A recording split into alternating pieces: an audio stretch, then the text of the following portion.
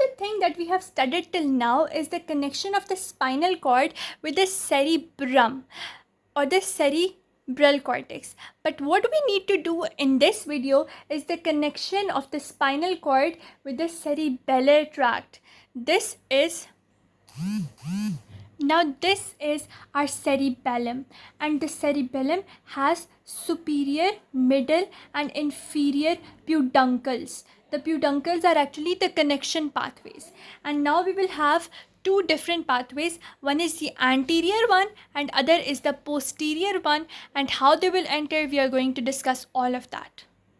So this is a very nice diagram of the Snell where we can study about the posterior spinocerebellar tract. What happens over here is, let me zoom into this diagram. That is the sensory information that is coming. Now the sensory information that comes from certain substances, it is coming into the gray matter. From the gray matter it goes, and here it forms the nucleus dorsalis or the Clark's nucleus. The nucleus dorsalis or the Clark's nucleus, it now travels onto the ipsilateral side. Ipsilateral means the same side, and then it travels upward and goes to the inferior peduncle to reach the cerebellum. This is actually the pathway, that is the posterior spinocerebellar tract. Firstly, the first order neuron having in the gray matter, it forms the second order neuron by forming the nucleus dorsalis. The second order neurons goes upwards and forms the posterior spinocerebellar tract by passing through this inferior peduncle. Now the second one is the anterior spinocerebellar tract. What happens is, sometimes the unconscious muscles and joints, they are giving their receptors. They come here. The second neuron starts. Now when it starts, it may travel onto the same side. That happens in some certain cases, but mostly it goes onto the opposite side, on the contralateral side, and then it starts to move upward. But whatever the reason is, however it is moving, either on the ipsilateral or the contralateral side, it will go through the superior cerebellar peduncle, and from the superior cerebellar peduncle it will enter the cerebellum. Similarly, for the contralateral one, it will go through the superior peduncle to go into the cerebellum, or it can, from the contralateral one, will have another principle, that is, it will go over here onto the contralateral side, enter the superior peduncle, then leave through the inferior peduncle to go onto the opposite side, which is actually the same side as it was originating, to the cerebellum. So this was the anterior one, and the posterior one, it generally goes through the inferior peduncle. So that is how the spinocerebellar tracts come into action. Now one thing that you need to know is the sensations they are carrying, which are from unconscious muscle joints. Now the receptors they can be muscle spindles, they can be tendons, they can be joints. The muscles are connected to each other by tendon. The muscles are connected to the bones by tendons, and what they form is joints. So that is how it is done. First order neuron in the posterior root ganglion, it will, sorry for the blur, first order neuron, it will go into the posterior root ganglion, as I showed you in the gray matter. Then second order neuron, that is the dorsalis nucleus. Then the third order neuron is there nowhere to be found. The second order neuron, it goes through in the posterior part, it forms to the inferior peduncle. In the anterior part, it goes to the superior peduncle. Pathways, they are the anterior and posterior spinocerebellar tracts. In the anterior one, they pass through the superior peduncle. In the posterior one, they pass through inferior peduncle to go to the destination is cerebellar cortex. The other one was cerebral cortex. This one is the cerebellar cortex. And what it is supposed to do? It is supposed to get the information from unconscious muscles and joints to the cerebellum. Another thing is that the posterior tract is supposed to be dealing with the muscle spindles, tendon organs, and joints.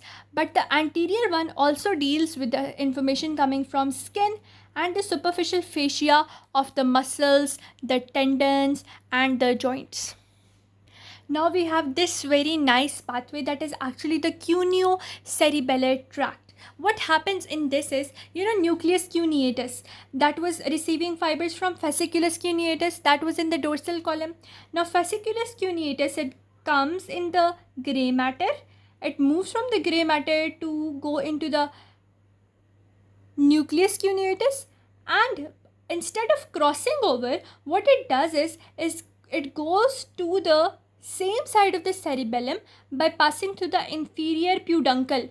And this pathway, where it does not cross over, rather it enters the cerebellum through the inferior peduncle, this pathway is known as the cuneo-cerebellar tract, and the fibers that are emerging from it after the nucleus cuneatus, they are known as the posterior external arcuate fibers. The other fibers that we studied that crossed over on the contralateral side, they were internal arcuate, and now these ones that will go in through the inferior peduncle, they are the posterior external arcuate fibers.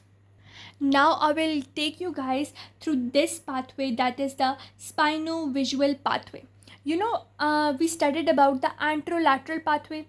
In the anterolateral pathway, we were discussing about the light crude touch and the pain and temperature one. The pain and temperature one was the lateral one, whereas the crude touch was the anterior one. Both of them combined and they form the spinal lemniscus. Yeah, that is for the go throughing or the revision. But now another group that is coming from the visual cortex, the visual reflexes. Those spino-visual reflexes, now they will come to the gray matter and their first order neurons will terminate over here. Their second order neurons will synapse with unknown neurons, right? And now they will move upward on the contralateral side. Moving on the contralateral side, they will also have some communication with those anterolateral fibers that I told you before. And now it will become a part of that spinal lemniscus and it will reach into the tectum of the midbrain, that is the superior colliculus of the midbrain.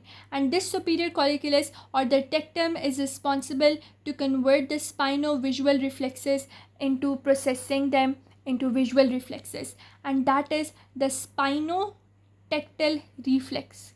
And the main thing over here is it will also become a part of the spinal lemniscus, contributing some fibers with the anterolateral pathway. After doing that thing that was our spinotectal tract, the other thing that we are going to do is the spinoreticular tract.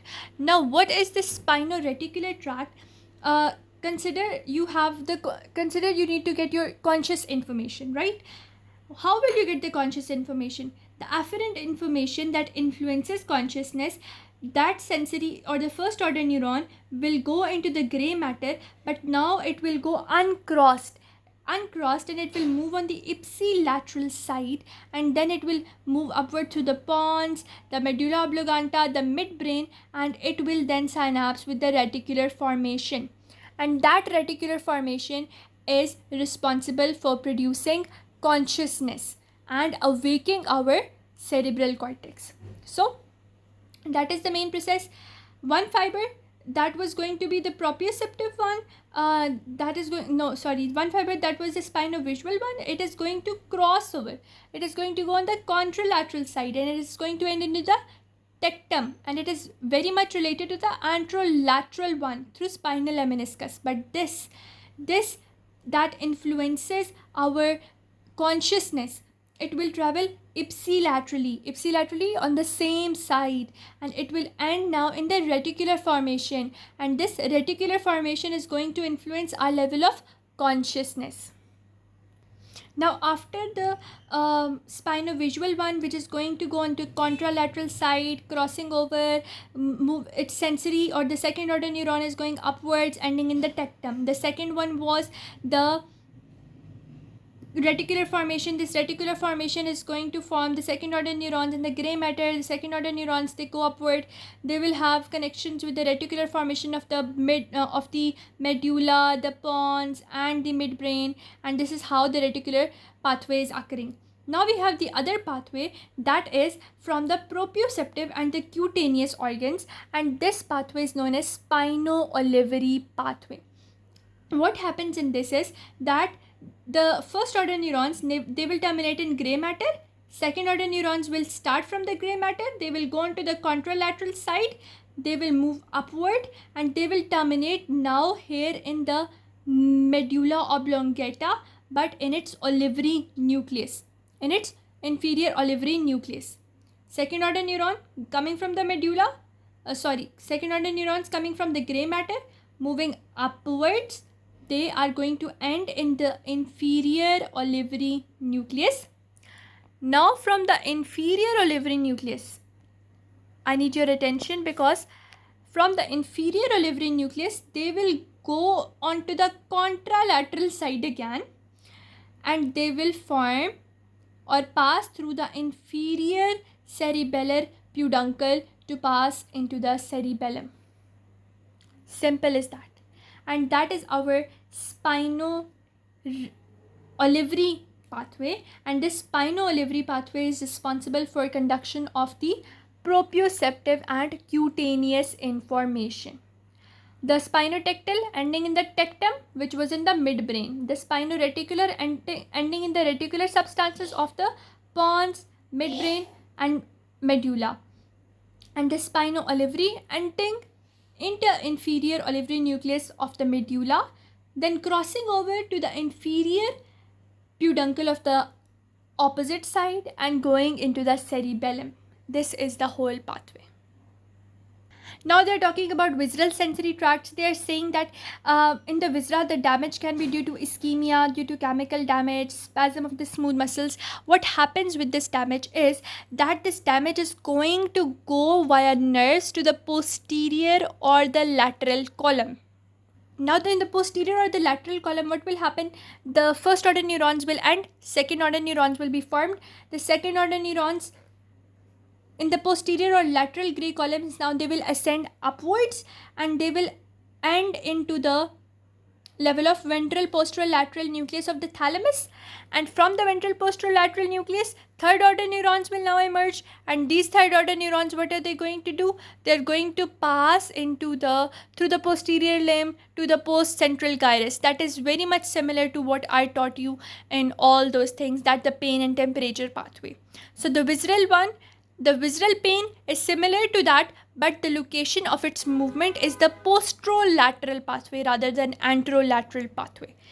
I hope you understood each and everything from this. I tried to explain my level best, and if you understood, then please like, share, and subscribe, and let me know other topics that you want to study from me. Till then, bye bye and Allah Hafiz. Take care.